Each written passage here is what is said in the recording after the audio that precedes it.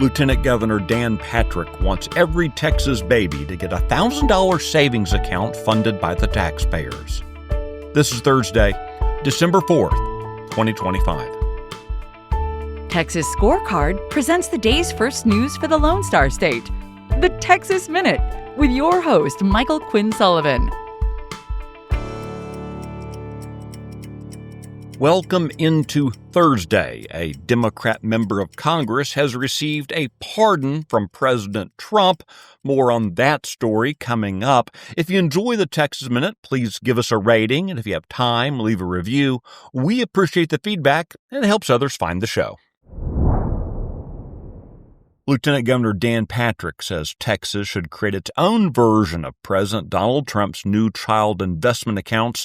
He said yesterday that he wants the state to provide every Texas newborn with an additional $1,000 in publicly funded long-term savings beginning in 2027.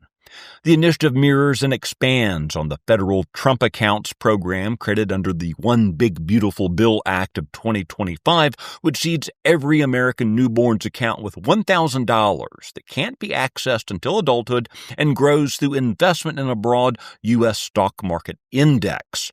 The accounts are intended to accumulate wealth from birth and teach families and children long-term financial planning. It's worth noting that Texans Michael and Susan Dell contributed more than $6 billion this week to help launch the federal program. Patrick is calling his program the Little Texan Savings Fund, noting that approximately 400,000 babies are born each year in Texas. Under his proposal, Texas newborns would receive an additional $1,000 from the state treasury at birth, invested in the S&P 500 in alignment with the federal program. He estimates that the Texas portion would cost roughly $400 million annually, describing it as, quote, about 1% or less of our total state appropriations. A human smuggling operation was intercepted in LaSalle County late last week, with state troopers discovering 23 illegal aliens hidden in the cab of an 18-wheeler. The driver is a 24-year-old Laredo man who now faces dozens of felony counts and the possibility of a lengthy prison term under Texas's enhanced smuggling penalties. The illegal aliens were reportedly from Nicaragua, Guatemala, El Salvador, Honduras, and Mexico. They were taken into custody and referred to Border Patrol for federal immigration processing. Democrat U.S. Representative Henry Cuellar and his wife Imelda have been facing federal charges of bribery and money laundering, but they've now been granted a full and unconditional pardon by President Donald Trump. Cuellar was indicted in May 2024 following a 2022 FBI raid on his Laredo home and campaign office. According to the Justice Department, the Cuellars allegedly received roughly $600,000 in bribes from two foreign entities, an Azerbaijani state-owned oil and gas company and a Mexico City bank. Two former consultants to Mr. Cuellar have already entered plea agreements acknowledging their role in laundering the money. The president, however, framed the case as an instance of political retaliation by the Biden administration. Trump accused Biden of targeting Cuellar for dissenting on border policy. The Texas Minute will be right back. Are you worried about your kid's future? You should be. I'm Charles Blaine with Texas Tomorrow.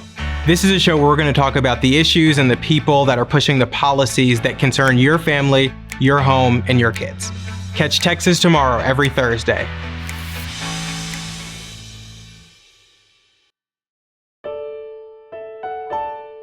Carlos Gonzalez is the superintendent of the Roma Independent School District. He's asking the public to avoid speculation and negative commentary after announcing on social media that one of his employees has been accused of misconduct involving a student. Gonzalez said the district reported the allegations to state and local regulators and law enforcement as required by state law. He went on to say that comments on social media are unfairly tarnishing the reputation of other staff and casting the school in a negative light.